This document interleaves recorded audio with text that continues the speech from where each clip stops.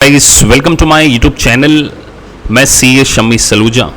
देखिए आज अब हम लोग एक एग्जिबिट वाले सिमुलेशंस को सॉल्व कर रहे हैं गाइस।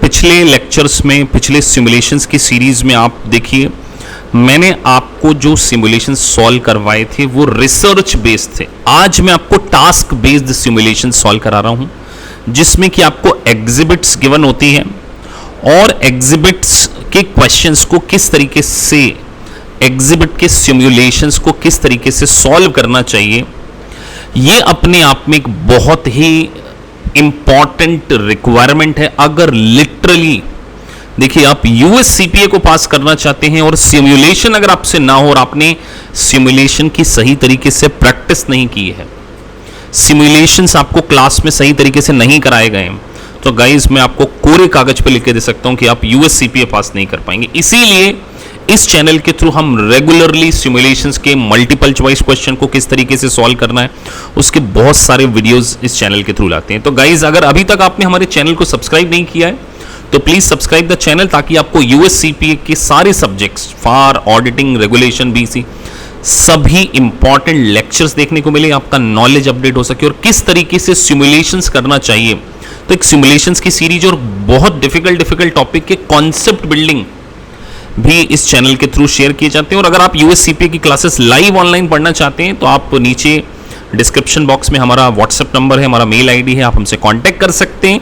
चलिए गाइस आज मैं आपको एक बहुत बड़े सिमुलेशंस को कैसे सॉल्व करना चाहिए, उसकी क्या स्टेप्स होती है वो मैं आपको बताऊंगा। तो देखिए गाइस ये वीडियो थोड़ा सा लंबा जरूर होगा क्योंकि सिमुलेशंस काफी बड़ा है। आप देखिए 5 के अराउंड एग्जिबिट्स हैं और 3 टास्क सिमुलेशंस आपको करने हैं, टास्क 1, टास्क 2 और टास्क 3। तो इतने बड़े टास्क अगर आपको करने हो आप एग्जाम में कितना टाइम आपको लेना चाहिए, आपकी क्या अप्रोच होनी चाहिए और एक कॉन्सेप्ट को भी हम इस सिमुलेशंस के थ्रू समझेंगे।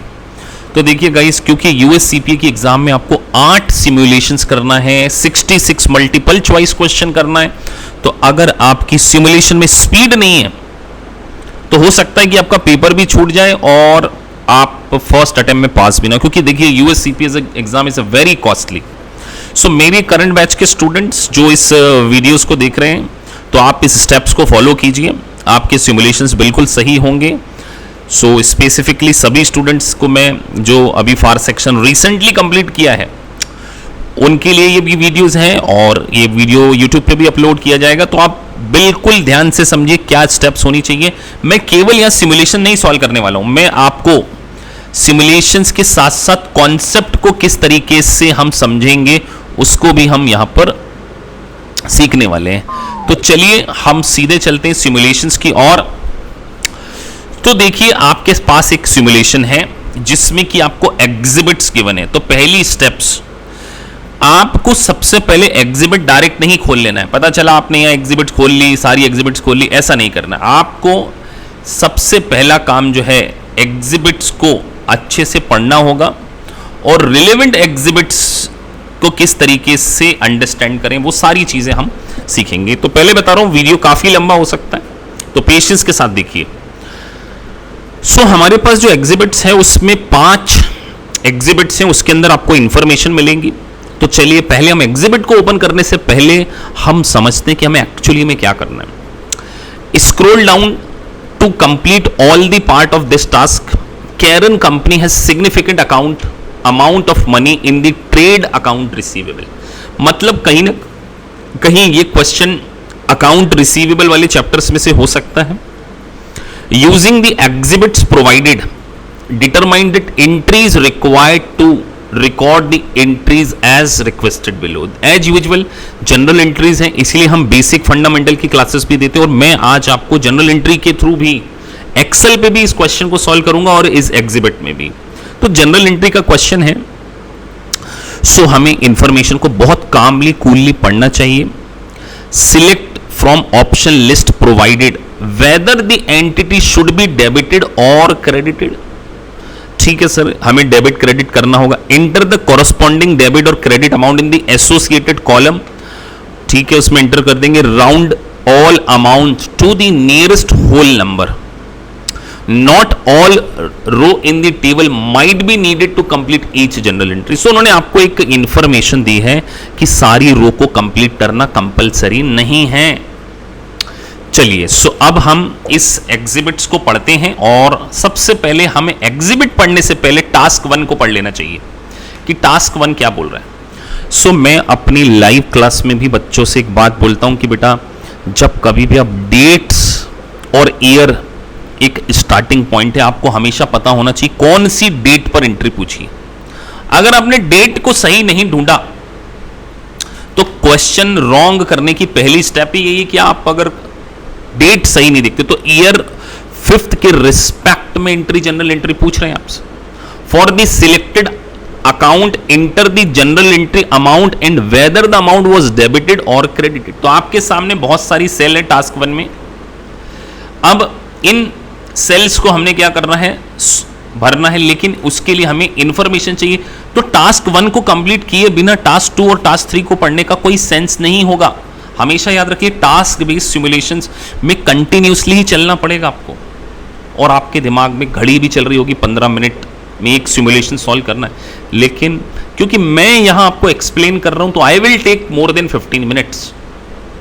तो चलिए, अब हमें टास्क 1 टास्क में एंट्री करना है। हमारे पास कुछ ऑलरेडी अकाउंट्स डले हुए हैं। अब हमें इसमें से सिलेक्ट करना है, देख लेते हैं क्या, या तो डेबिट और क्रेडिट सिलेक्ट करना है, और दूसरा है अमाउंट का। तो हमें फिगर्स यहां पे भरने पड़ेंगे। तो टास्क 1 में कुछ cash, note payable, account receivable assigned, loan originated fees. तो अब आपने इस इंफॉर्मेशन को पढ़ लिया, मतलब आपने अपने माइंड को एक सिग्नल दे दिया कि ये जो टास्क बेस्ड सिमुलेशन है ये कहीं ना कहीं अकाउंट रिसीवेबल्स के चैप्टर से रिलेटेड है। क्योंकि देखिए, नोट पेबल आ गया है, अकाउंट रिसीवेबल आ गया है, अकाउंट रिसीव्ड असाइन, मतलब कहीं ना कहीं अकाउंट रिसीवेबल को प्लेज किया होगा। अब मैंने जब आपको कॉन्सेप्ट समझाया था तो मैंने आपको फैक्टरिंग के बीच में और प्लेजिंग के बीच में डिफरेंस बताया हुआ। तो फैक्टरिंग में तो हम अकाउंट रिसीवेबल को सेल कर देते, और प्लेजिंग मतलब हमने बैंक से कहीं ना कहीं लोन लिया होगा और उसके बदले में हमारे अकाउंट रिसीवेबल को एज ए कोलेटरल क्या कर दिया होगा, प्लेज कर दिया होगा।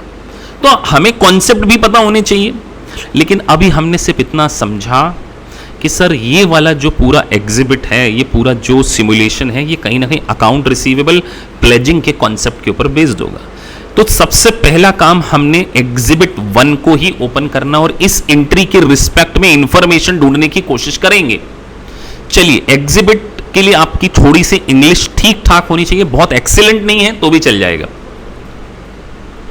सो देखिए, अब एक एग्जिबिट ओपन हुआ है, उसको मैं कामली कूलली पढ़ने की कोशिश करूंगा। सो देखिए, सबसे पहले आपको एक एक लाइन अच्छे से पता होनी चाहिए। कैरन कंपनी, मतलब आप जिस कंपनी की अकाउंटिंग करने वाले हैं उस कंपनी का नाम है कैरन कंपनी। मैं ये बातें आपको मालूम है क्यों नॉलेज में डाल रहा हूं, बिकॉज मेरा एक्सपीरियंस है। मैंने अराउंड 500 के आसपास सिमुलेशंस खुद ने सॉल्व किए। तो मैंने over the period different review provider, सभी रिव्यू प्रोवाइडर्स के मैंने सिमुलेशन सॉल्व किए हैं, और मेरा ये ऑब्जर्वेशन है कि आपको नेम भी बहुत पता होना चाहिए। नेम, डेट, ईयर के ऊपर फोकस करना पड़ेगा।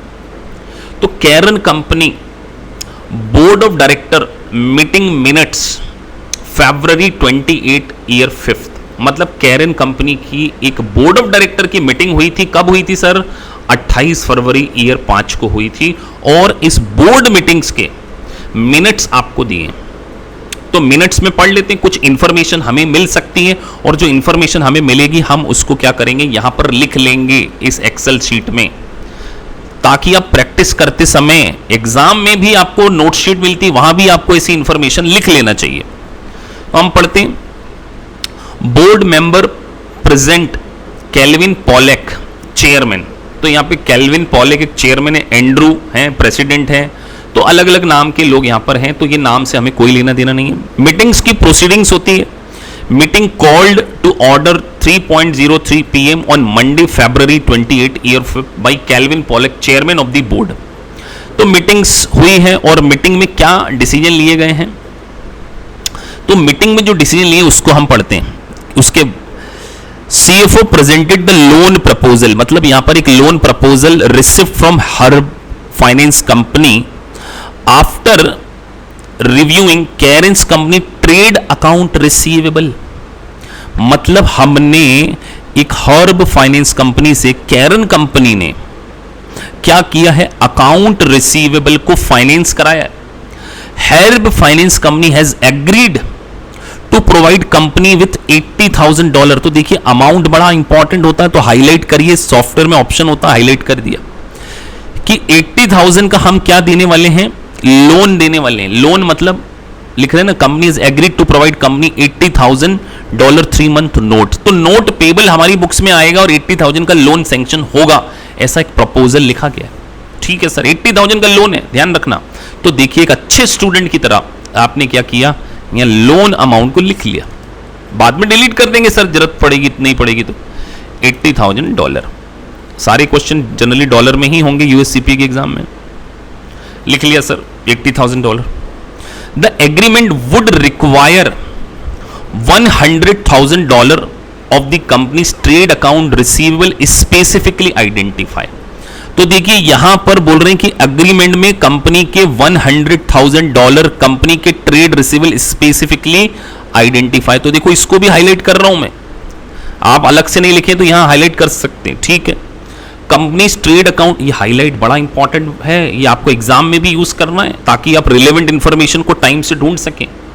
The company's trade account receivable as specified identity by Herb finance company thereafter referred to group A receivables. मतलब वो कहना चाहते हैं कि जो भी अकाउंट रिसीवेबल उसको हम आने वाले समय में ग्रुप ए रिसीवेबल्स के नाम से जानेंगे। To assign to them as a collateral, तो कोलेटरल असाइन हो रहा है ऑन विथ रिकोर्सेस। अब देखिए यहां पर एक आता है विथ रिकोर्सेस और एक विदाउट रिकोर्सेस का कॉन्सेप्ट, जब आपने पढ़ा होगा तो विथ रिकोर्सेस मतलब यहां पर जो बेड डेप्स है वो कौन सी कंपनी बियर करेगी, कैरन कंपनी। सर इतना इंपॉर्टेंट बात, हाँ बेटा, विथ रिकोर्सेस मतलब यहां पर जो डिफॉल्ट है वो फाइनेंस कंपनी बियर नहीं करने वाली, कैरन कंपनी करने वाली। विदाउट रिकोर्सेस लिखा होता तो कंसेप्ट ही अलग हो जाता। Origination fees 5% would be deducted from the loan proceed, मतलब जो भी पैसा आपको दिया जाएगा वो 5% माइनस करके दिया जाएगा। तो सर इसका मतलब 5% माइनस करके कुछ पैसा मिलने वाला है, लोन प्रोसीड। अब देखिए हमने एंट्री देखी थी वहां कैश कहीं लिखा था, तो ऐसी चीजों को हाईलाइट किया। Additionally this agreement would require remittance of collected amount receivable balance twice a month.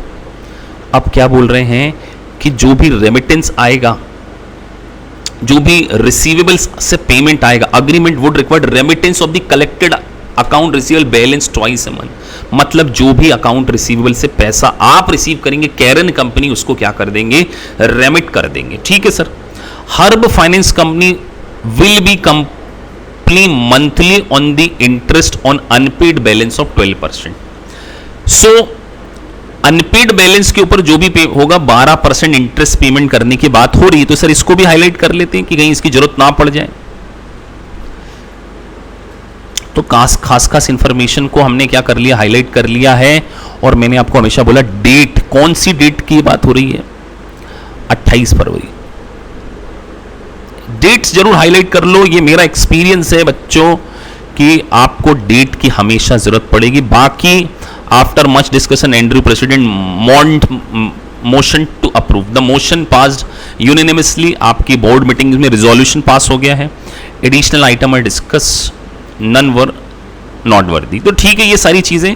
तो अब हमारे दिमाग में एक चीज तो आ जाना चाहिए सर कि अल्टीमेटली अब हमें हमारे इस एग्जिबिट से टास्क नंबर 1 को सॉल्व करने की इंफॉर्मेशन मिल गई। अब कैश अकाउंट तो डेबिट होगा, पेमेंट आना है, कैश अकाउंट डेबिट। सर कितना आएगा अभी समझते हैं।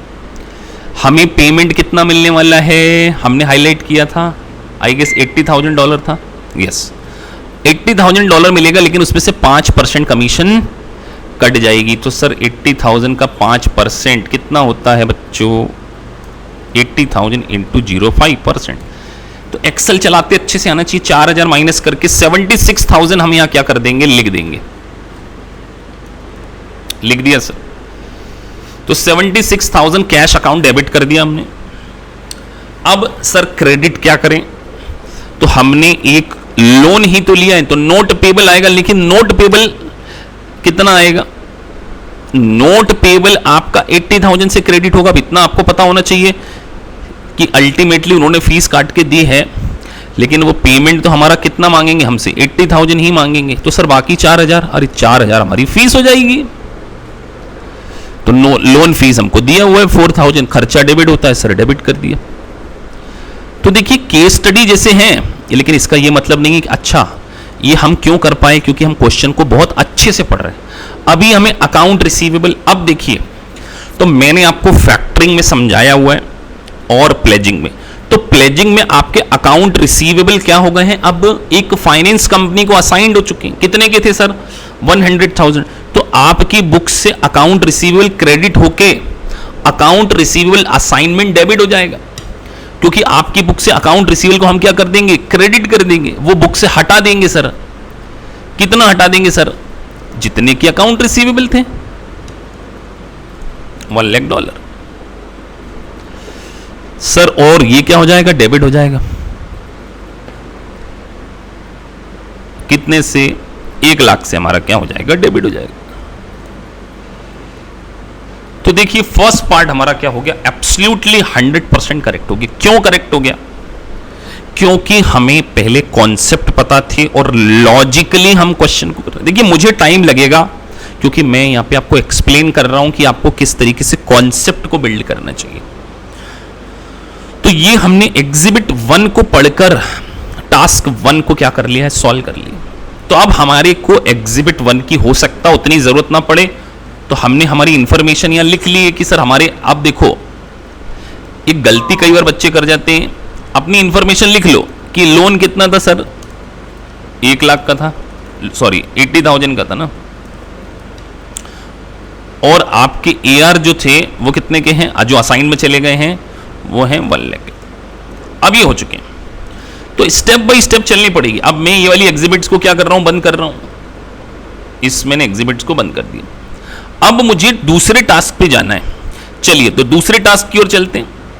चलिए सो हम दूसरे टास्क की ओर आते हैं। दूसरा टास्क आपसे क्या बोल रहा है, एक general entry was recorded on April 10, year 5 for the selected account. General entry हमने बोला आपको डेट हमेशा देखनी चाहिए, 5 अप्रैल 10 अप्रैल को पास करनी है। For the selected account enter the general entry amount and whether the account amount was debit or credit, मतलब हमें 10 अप्रैल की एंट्री करना है। तो अब अगर हम उठा के बिना किसी सीक्वेंस के एग्जिबिट्स को ओपन कर दें तो फिर हम सबसे बड़ी गलती कर रहे हैं। अब हमने ये वाला पढ़ लिया है, तो हो सकता है इसमें इंफॉर्मेशन मिल जाए, हो सकता है इसमें ना मिले तो इसमें जाना पड़ जाए, इसमें जाना पड़ जाए, इसमें जाना पड़ जाए। लेकिन हमने जब इसको पढ़ लिया तो हम सीक्वेंस में चलेंगे ना, इसको हम पढ़ने की कोशिश करते हैं। क्या बोलते हैं, जनरल एंट्री 10 अप्रैल, तो 10 अप्रैल को ढूंढने की कोशिश करेंगे। तो देखिए 10 अप्रैल, तो आपको हमेशा हाईलाइट जरूर कर लेना चाहिए कि 10 अप्रैल। अब 10 अप्रैल को क्या बोल रहे हैं समझते हैं। As you aware on the March 1, हर डेट को मैं हाईलाइट करूंगा, year 5। The pledge 100,000 specific trade receivable to Herb finance company as a collateral, hereafter referred as a group A receivable. ये हमें inter invoice, inter office mail है, उस mail को पढ़ रहे हैं हम। Hereafter referred to as a group A receivable on March 25th, we estimated that 7% of its account receivable, क्या बोल रहे हैं, on 25th March। हमने कब डिसीजन लिया, ये 25। मैं डेट के ऊपर आपको एम्फेसिस देना चाह रहा हूं गाइस, सिमुलेशंस में डेट्स बहुत ज्यादा इंपॉर्टेंट है। 25th March, we estimated that 7% of the account receivable grouping may be uncollectible and your team appropriately recorded this estimate। एक इंटर ऑफिस से मेल आया है, वो ये बताना चाह रहे हैं कि आप एस्टिमेट कर रहे थे। क्या एस्टिमेट कर रहे थे, आई एम लिख रहे हैं ना उसमें, on 25th March we estimate that 7% of this account receivable grouping may be uncollectible। मतलब हमें लगता है कि हमें अलाउंसेस फॉर क्रेडिट लॉस, जो कि इंडियन स्टूडेंट अगर देख रहे हैं तो उसको वो क्या किस नाम से जानते हैं, प्रोविजन फॉर डाउटफुल डेब्ट्स। तो हमें लगता है कि हमें 7% का प्रोविजन फॉर डाउटफुल डेब्ट्स बना लेना चाहिए, और आपने 25 मार्च को उसको एस्टिमेटेडली करेक्ट बना लिया। We estimated that 7% of this account receivable grouping में be uncollectable and your team appropriately recorded this estimate. ठीक है सर, हमने 25 मार्च को एक 7% बना लिया। इसका मतलब सर हमने 25 मार्च को कितना बना लिया होगा, 25 मार्च को बना लिया होगा। देखिए डेट इंपॉर्टेंट है, 25 मार्च, 25 मार्च वो कितना बना लिया सर, 7%। कितने पे बना लिया होगा, 1 लाख के ऊपर, तो कितना बना लिया, 7,000। डेट पे एंट्री कौन सी डेट पे एंट्री पूछ रहे हैं आपसे, 7 मार्च को थोड़ी पूछ रहे हैं आपसे, 25 मार्च को थोड़ी पूछ रहे हैं, मार्च के बाद अप्रैल में पूछ रहे हैं। आगे बढ़ते हैं। I am sorry to tell you that one of the group A receivable customer, मतलब उस कस्टमर ग्रुप में से हैज फाइल्ड फॉर बैंकरप्सी को फाइल कर दिया। We have deemed this to be uncollectible as it is unsecured claim। तो क्या बोल रहे हैं कि एक अनकलेक्टेबल क्लेम है। हमें लगता है कि एक कस्टमर जो है वो बैंकरप्ट हो चुका है। Please right of the account balance of this customer. मैंने इसको हाईलाइट इसलिए कर दिया है, राइट ऑफ का मतलब होता है एक्चुअल बैड डेब्ट्स, कि एक कस्टमर क्या हो गया है, बैंकरप्ट हो गया और उसके अकाउंट रिसीवेबल को हमने राइट ऑफ करना है। The amount was included in the 25 March estimated uncollectible account receivable. मतलब जब आपने 25 मार्च को ये जो 7,000 का प्रोविजन बनाया था, इसको मैं यहां लिख दे रहा हूं, अलाउंसेस फॉर क्रेडिट लॉस। मैं आपको बार बार बोल रहा हूं, मुझे टाइम लगेगा बिकॉज मैं आपको एक्सप्लेन कर रहा हूं, इसलिए मुझे सॉल्व करना हो तो फटाफट हो जाएगा। अलाउंसेस फॉर क्रेडिट लॉस का जो बैलेंस है वो 7,000 चल रहा है सर, ठीक है, ओपनिंग बैलेंस चल रहा है, और इसी में से हमारी एक अनकलेक्टेबल क्रेडिट लॉस हो गया या।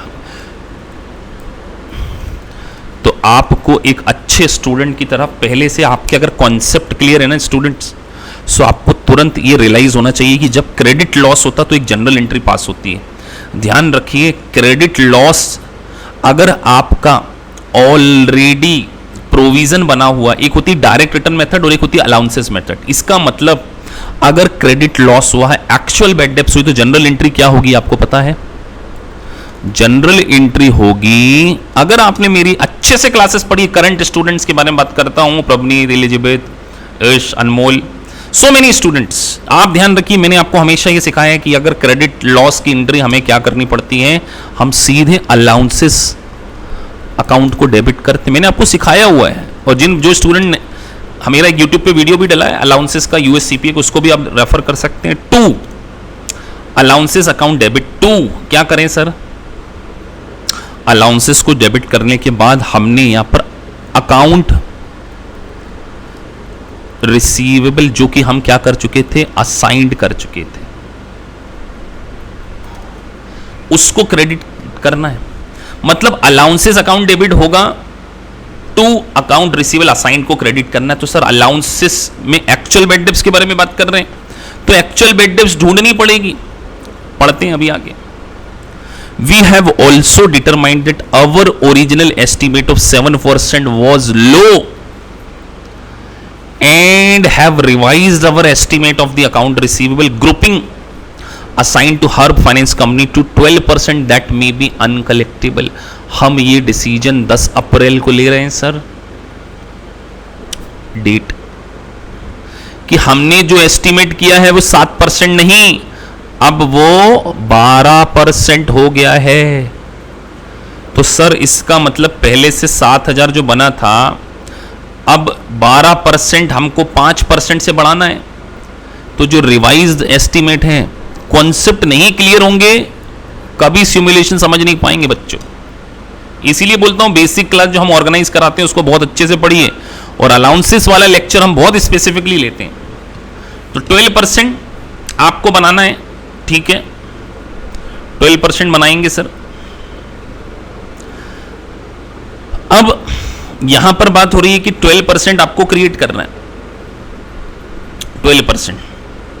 आगे बढ़ते हैं। अब यहां पर हमें सर जनरल एंट्री करनी है, तो अब इतनी सारी जनरल एंट्री करनी है तो हम टास्क तो देखिए, क्या हमें हमारी इंफॉर्मेशन मिल गई अलाउंसेस की। अगर हम यहां जाएं तो सर अभी तो हमें अकाउंट रिसीवेबल असाइन को डेबिट करके कुछ अलाउंस, मतलब ये तो क्रेडिट करना पड़ेगा क्योंकि बैड डेप्स हुई है। तो अमाउंट ढूंढना है, तो यहां तो नहीं मिला सर कोई अमाउंट की कितना हुआ, तो आगे बढ़े। सो ये तो हर्ब फाइनेंस कंपनी का इनवॉइस है, वो उस कंपनी ने जिससे हमने फाइनेंस करा उसने इनवॉइस दिया है। क्या उसमें हमें बैड डेप्स की डिटेल मिल सकती? नहीं मिल सकती। वो हमें क्यों बताएगा? क्योंकि कलेक्शन तो हम करके उसको रिम्बर्समेंट कर रहे हैं। तो हम अगली लिस्ट में चलते हैं। अब यहां पर देखते हैं कि क्या कोई कस्टमर जो डूबा है उसका कुछ हमें दिया हुआ है। तो ये जो बैंक करप्सी कोर्ट के पास, देखिए हेडिंग पड़ी है, bank करप्सी court listed of the creditors. तो जब एक बैंक करप्सी होती है ना, तो कोर्ट में एक रिसीवर अपॉइंट होता है और वो क्या करता है, किस किस को कितना कितना देना है उसकी एक लिस्ट बनाता है कि कौन कौन से अनसिक्योर्ड क्रेडिटर्स हैं। तो यहां देखिए रिगार्डिंग जॉन स्मिथ इंडिविजुअल, उसकी बैंक करप्सी रिपोर्ट दी हुई है। तो अब हम देखते हैं क्या हमारे कंपनी से रिलेटेड कोई इंफॉर्मेशन है। तो नेम ऑफ द क्रेडिटर, उसका mailing address, nature of claim, indicate if claim is contingent or disputed, amount of claim is secured, also state value of security. तो हम देखते हैं कहीं हमारे से रिलेटेड है Morgan financial company, Entown bank, Jackson supply, Karen company. मैंने बोला अगर आपको आपकी कंपनी का ही नाम याद नहीं है तो आपका उद्धार हो गया। मतलब जो रिपोर्ट दी गई थी उसमें बोला गया था कि हमारे को राइट ऑफ करना है इस 4500, क्योंकि अब वो देने वाला नहीं है। तो सर ये तो श्योर हो गया कि ये 4500 अब क्या हो जाएगा, राइट ऑफ हो जाएगा। और नीचे देख लेते कैरन कंपनी है कहीं, नहीं। अब आ जाते हैं एक्सेल शीट पे समझने के लिए, क्योंकि समझाना है। तो सर समझाना है तो अब हम आपको समझाते हैं, पहले इसको पूरा डिलीट ना करते हुए। तो अब देखिए जो आपकी बैड डेप्स है, इसको यहां पे क्या बोला जाता है, क्रेडिट लॉस। ये है एक्चुअल रिटर्न ऑफ। ये क्या है, एक्चुअल रिटर्न ऑफ। तो जब आप राइट ऑफ एक्चुअली में कर रहे हैं तो आपको पता होनी चाहिए जनरल एंट्री क्या होती है। सर अकाउंट रिसीवेबल तो क्रेडिट होगा, ये मैंने आपको रिटर्न ऑफ करने की एंट्री यहां पे सिखाई हुई है। तो सर इसका मतलब 4500 डेबिट करके ये हमें क्या करना पड़ेगा, क्रेडिट करना पड़ेगा। एक तो ये एंट्री करनी पड़ेगी। एट द सेम टाइम हमें क्वेश्चन में क्या बोला जा रहा है कि हमें 12% प्रोविजन बनाना है। तो सर पहले से 7% तो बने ही हुए,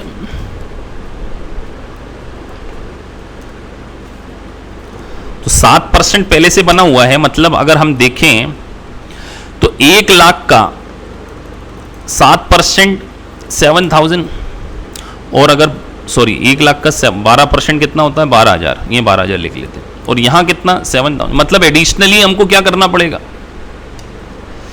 5000 का बनाना पड़ेगा। ये हमें क्या करना पड़ेगा, अलाउंसेस क्रिएट करना है। तो देखिए अगर आपको अलाउंसेस क्रिएट करने होते हैं तो जनरल एंट्री पता होनी चाहिए। ये तो सर अलाउंसेस को राइट ऑफ करने की है। तो जनरल एंट्री क्रिएट करने की क्या होती है sir, credit loss account debit to allowances for credit loss, ये एंट्री होती है। ये आप एंट्री समझे बिना नहीं कर पाएंगे। तो सर क्रेडिट लॉस कितना होता है, यहां पे क्रेडिट लॉस कितना हुआ मुझे, तो यहां पर हमें 7 का तो पहले से था और 5 का और क्रिएट करना है, लेकिन 4500 इसमें से राइट ऑफ हो चुका है। तो आप सोचिए, मैं आपको सीधे यहां पर अकाउंट बना के समझाने में समझाने की कोशिश कर रहा हूं आपको। यहां पर अकाउंट बना के क्रिएट करता हूं। तो ओपनिंग जो हमने क्रिएट किया था, या 25 मार्च को हमने जो क्रिएट किया था, 25 मार्च को, दैट वाज कितने का क्रिएट किया था सर, हमने क्रिएट किया था 7,000 का, उसमें से हमने राइट ऑफ कितना कर दिया, तो ये आपका अलाउंसेस अकाउंट है, यहां लिख देता हूं मैं।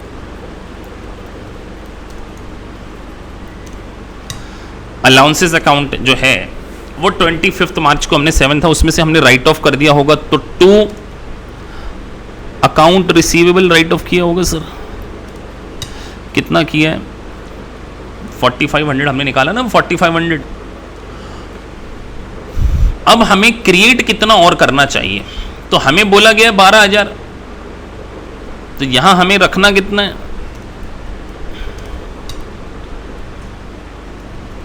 सर? हमें 1 लाख के ऊपर 12% से बढ़ाना है ना, तो 12,000, तो इसका मतलब कहीं ना कहीं 4500 प्लस 12,000 माइनस 7,000, तो 9500 का हमें और क्रिएट करना पड़ सकता है। अब जनरल एंट्री हम यहां देखें इस कॉन्टेक्स्ट में कि सर हमें ये तो पता है कि हमारे अकाउंट रिसीवेबल जो राइट ऑफ हुए हैं उसको हमने क्या करना है, क्रेडिट करना है सर, ये श्योर है। तो अकाउंट रिसीवेबल को हमने क्रेडिट करा, ठीक है सर, इसको क्रेडिट कर देते हैं। कितने अमाउंट से क्रेडिट करें सर? जितने से राइट ऑफ हुआ है, ये हमने कर दिया। चलिए आगे बढ़े। अब अगला कॉन्सेप्ट है कि सर हमें क्रेडिट लॉस एक्सपेंसेस को डेबिट तो करना ही पड़ेगा। क्रेडिट लॉस एक्सपेंसेस कभी भी क्रेडिट नहीं हो सकता, इसको हम क्या करते हैं, डेबिट कर दें, तो कि कुछ सिमुलेशन तो हमारे बिल्कुल ठीक हो जाए। अब आती है 2 अमाउंट की निकालने की। सो इस 2 अमाउंट को कैसे निकालें, चलिए हम अब समझते हैं कि सर ये बाकी कैसे करें। तो देखिए अलाउंसेस फॉर क्रेडिट लॉस, तो हमें पता है कि allowances for credit loss, so credit होना है और क्रेडिट लॉस एक्सपेंसेस डेबिट होना है। तो सबसे पहले अगर हम देखें कि सर क्रेडिट लॉस एक्सपेंसेस कितना डालें, तो सोचिए आपका 7,000 बना हुआ था, ऑलरेडी आपको 12 करना है, तो इसका मतलब 5,000 से क्रेडिट लॉस और क्या करना पड़ेगा, आपको बढ़ाना पड़ेगा। तो सिंपल बात है, क्रेडिट लॉस को हम क्या करें, डेबिट करेंगे, तो ये हमारा होगा। तो सर जनरल एंट्री क्या होती है इसकी? बिल्कुल ठीक है, आपको जनरल एंट्री क्या करना है, अलाउंसेस क्रेडिट लॉस, ये credit loss account debit to account receivable. तो सर 5,000 हमने, अब सोचिए 5,000 आपने अकाउंट रिसीवेबल बढ़ा दिया, ये अकाउंट रिसीवेबल। तो अब हम थोड़ा सा इसका लेजर बना लेते हैं।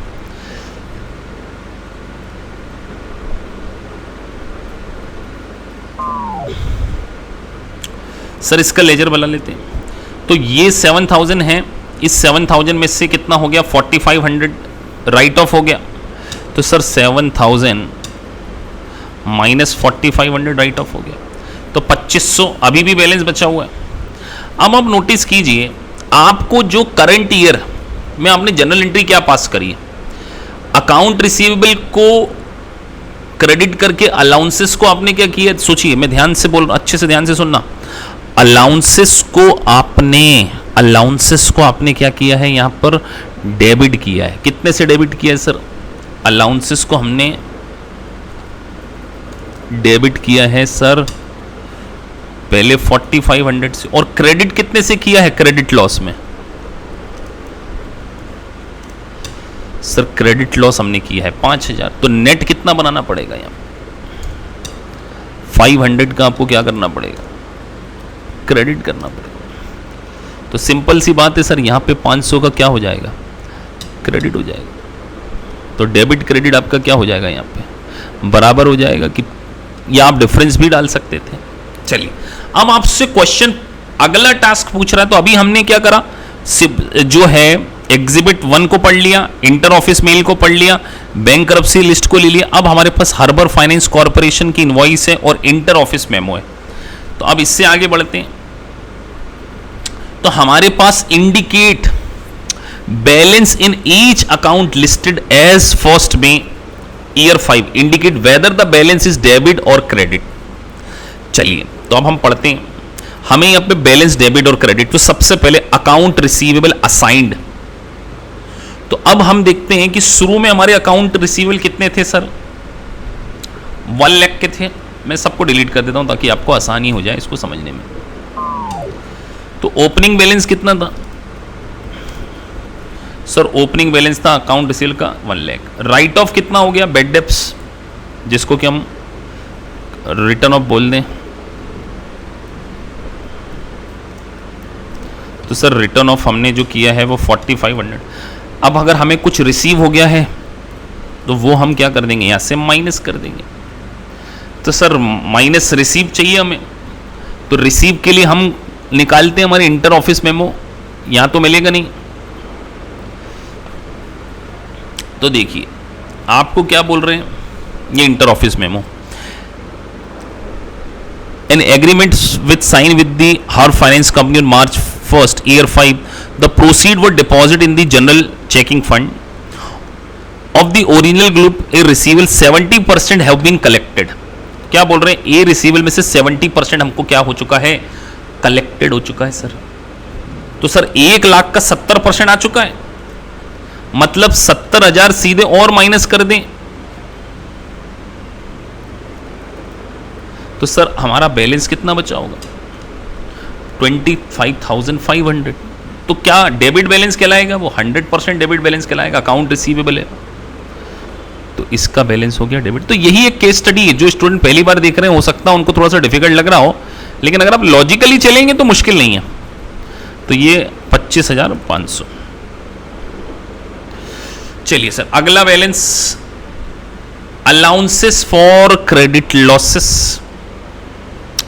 अब अगर हम देखें तो अलाउंसेस फॉर क्रेडिट लॉसेस का हमें बैलेंस कितना है उसके ऊपर बातें। सो अगर हम देखें तो हमने क्या किया था, हमने 12,000 में से कितना राइट ऑफ कर दिया था, 4500 तो सर राइट ऑफ कर दिया था। तो ऑब्वियस सी बात है कितना बचेगा, 12,000 माइनस 4500, जो बेड डेब्ट्स हुई 7500। तो इसका बैलेंस क्या होता है, अलाउंसेस का सर क्रेडिट होता है, जाइए क्रेडिट पे 7570। अब क्रेडिट लॉस एक्सपेंसेस हमें कितना डालना है, और नोट पेबल। तो सबसे पहले हम नोट पेबल जो उसको कर लेते हैं, चलिए क्रेडिट लॉस को ही पहले कर लेते हैं। क्रेडिट लॉस का बैलेंस क्या होगा सर, डेबिट होगा ना, और हमने वहां पर ऊपर क्रेडिट लॉस का प्रोविजन बनाया था ना। अब हम बात कर रहे हैं नोट पेबल। तो नोट पेबल कितना लिखें सर, तो सबसे पहले नोट पेबल के लिए हमें यह पता है कि कितना पैसा हमने उसको जमा करा दिया होगा, कहीं ना कहीं उसी के मेमो से हमें पता चलेगा। आप देखिए उस फाइनेंस कंपनी के मेमो की भी आपको जरूरत पड़ेगी, तो सारे मेमोज आपको पढ़ने पड़ेंगे। सर 80,000 का था, उससे 25,000 आ गए, फिर 20,000 आ गए, तो कितने कितने आ गए सर, तो 25 ही आ गया, उसके बाद आपका 20 ही आ गया, 45 आ गया, 35 कहाँ बचा रहे हैं ये लोग बैलेंस, 31 मार्च को। 31 मार्च को ये पेमेंट आई, 31 मार्च तक। तो ये ध्यान रखना है कि 31 मार्च ये लिखा है बैलेंस ऑन 31 मार्च, और हमसे बैलेंस कौन सी डेट का पूछ रहे हैं, वो हर डेट बहुत इंपॉर्टेंट होती है 1 मई को। तो इसका मतलब 31 मार्च के बाद भी कुछ पैसा आया है क्या, कोई डिटेल दी हुई है हमें, हमें बिल्कुल बड़े अच्छे तरीके से इंफॉर्मेशन को ढूंढ लेना चाहिए। तो देखिए 15 अप्रैल को भी आया है और 30 अप्रैल को भी पैसा आया है, वो हमारे पास 31 मार्च का। तो क्या बोल रहे हैं, percentage of group A receivable collected 25%, 20%, 15% और 10%। तो कितना हो गया ये, 25 और 20 45 और 15 60 और 10 70% पैसा आ चुका है। कब तक आ चुका है सर, 30 अप्रैल तक आ चुका है। तो चलिए टोटल कैलकुलेट कर, चलिए तो 25 और 20 जो हमारा टोटल, हमारे पास 70% पेमेंट आ चुका है। तो सर कितना पेमेंट आया, इसका मतलब अगर हम यहां देखें तो सर 1 लाख का 70%, बस यही बच्चे कई बार गलती कर जाते हैं। 70 हमने फाइनेंस कितना कराया था, 80, तो हमारा बैलेंस कितना बचा होगा नोट पे। सर इंटरेस्ट का इंपैक्ट क्यों नहीं दिया, इंटरेस्ट का इंपैक्ट बेटा उसमें नहीं आता है, लोन नोट पेबल में नहीं आएगा। तो यहां आपका ये क्रेडिट बैलेंस 10,000। अब सर ये तो बहुत ही सिंपल है, क्रेडिट लॉस कितना बना सर, 1 लाख के ऊपर टोटल हमने पहले शुरू में 7% की जनरल एंट्री डाली, फिर 5% की डाली, तो टोटल कितना 12। सो देखिए ये हमारा इस तरीके से पूरा सिमुलेशंस हमने जो है करेक्ट किया है। सो गाइस आपको ये ध्यान रखना है कि सिमुलेशन में 15 से 20 मिनट लगेंगे। अब देखिए मैं आपको समझा रहा था तो मुझे 40 मिनट के आसपास का समय लगा, कैलकुलेशन करना पड़ा। सो एक बात आप ये ध्यान रखिए कि आपके पास 20 मिनट हैं और 20 मिनट के अंदर आपको क्या करना है, सिमुलेशन सॉल्व करना है। तो आपको ये एक एग्जिबिट क्वेश्चन था जिसमें कि मैंने आपको समझाने की कोशिश की है लाइव बैच में। सो मैं आपको यही कहना चाह रहा हूं कि एग्जिबिट आप तभी सॉल्व कर पाएंगे जब अच्छे से क्वेश्चन कर पाएंगे। तो हर छोटा चैप्टर इंपॉर्टेंट है, आपके कॉन्सेप्ट क्लियर होना चाहिए और पेशेंस के साथ आपको पढ़ना चाहिए। तो गाइज अगर आपको वीडियो अच्छा लगा है तो आप चैनल को सब्सक्राइब कर सकते हैं ताकि आपको नोटिफिकेशंस मिलते रहें, और डिस्क्रिप्शन बॉक्स में हमारा नंबर दिया हो, अगर आप सीपीए क्लासेस ज्वाइन करना चाहते हैं तो आप हमारे इंस्टीट्यूट से कोऑर्डिनेट कर सकते हैं। Thank you guys for watching this video, thank you very much.